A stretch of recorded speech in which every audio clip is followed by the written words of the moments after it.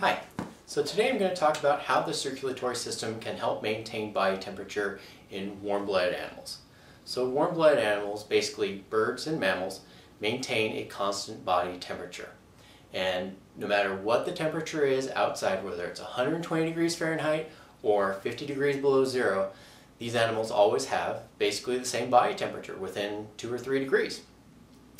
This constant body temperature requires careful regulation on the part of the animal. But we all know a lot of the ways that animals regulate body temperature. We know that in cold environments, animals that live there often have a thick layer of fat or fur or feathers in order to insulate them and keep them warm.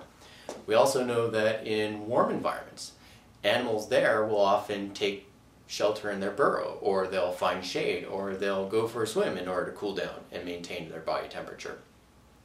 But what a lot of people don't realize is that the circulatory system often plays an important role in helping to maintain body temperature. And to illustrate that, I've got two examples. So the first example is that of a duck swimming in a cold pond. So ducks have a body temperature of a little bit over 100 degrees Fahrenheit. And if the duck is swimming in a pond that's, say, 40 degrees Fahrenheit, it's got to somehow maintain its body temperature, especially its legs that don't have feathers to insulate it. So I have a diagram here of a duck's leg. If you imagine that the duck's body is up here, and then its feet are down here, you have blood flow coming from the duck, and it goes down through this blood vessel. And this is an artery. So arteries are blood vessels that go from the heart and supply oxygenated blood to the tissues. Once the blood is circulated through the tissues and comes back to the larger blood vessels to go back to the heart, those blood vessels are called veins. So arteries supply blood to the tissues, veins return the blood back to the heart and to the lungs. So in this situation, we've got our duck, and it's got the artery supplying blood to its foot. And as the blood flows down through the artery, it loses heat.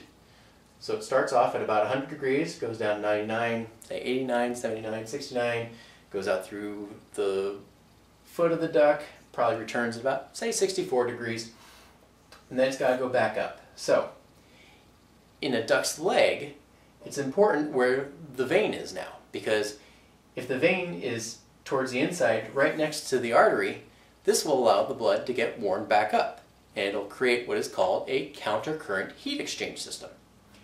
If the blood did go back up right next to the artery, if it went up, say, to the outside here, along the outside of the duck's leg, it would continue to lose heat. So by the time that the blood came down here, lost heat to about 64 degrees, it would continue losing heat, and by the time it got back up to the body, it would probably be closer to 40 degrees than it would be to body temperature. But because of the countercurrent heat exchange system, the cooler blood returning to the duck through the vein comes into contact with the blood in the artery, and the blood in the artery gets warmer and warmer and warmer as it goes up. So what happens is that it sets up a temperature gradient. So the warmer arterial blood is constantly heating up the cooler blood of the vein. And so blood starts out at 100 degrees, gets cooler and cooler and cooler, down to about 64, and then it warms up as it comes in contact with the warmer blood. And by the time it returns, it's almost back to body temperature. In this way, the duck conserves energy by having most of the heat transferred from the artery to the vein and back to its body. Now, in warmer environment, we'll use the example of an African elephant.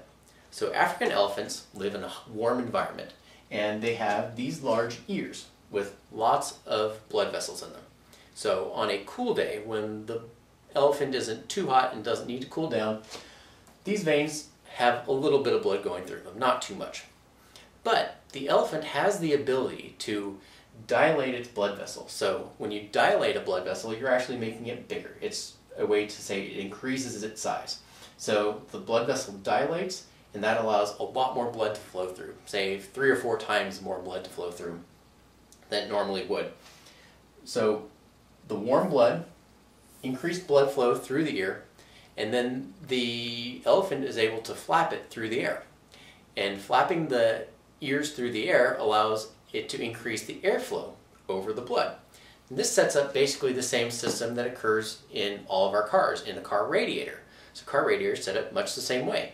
you have coolant from the engine core, comes through the radiator, goes throughout the radiator, and then air flows over the surface of the radiator, and it dissipates the heat from the coolant.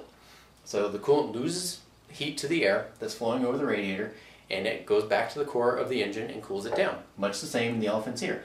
Increased blood flow to the elephant's ear with an increased airflow creates much more heat loss, and it cools down the blood by about 10 degrees Fahrenheit before it returns to the elephant's core and cools it down. And those are just a couple of the ways that the circulatory system can help maintain body temperature in warm-blooded animals.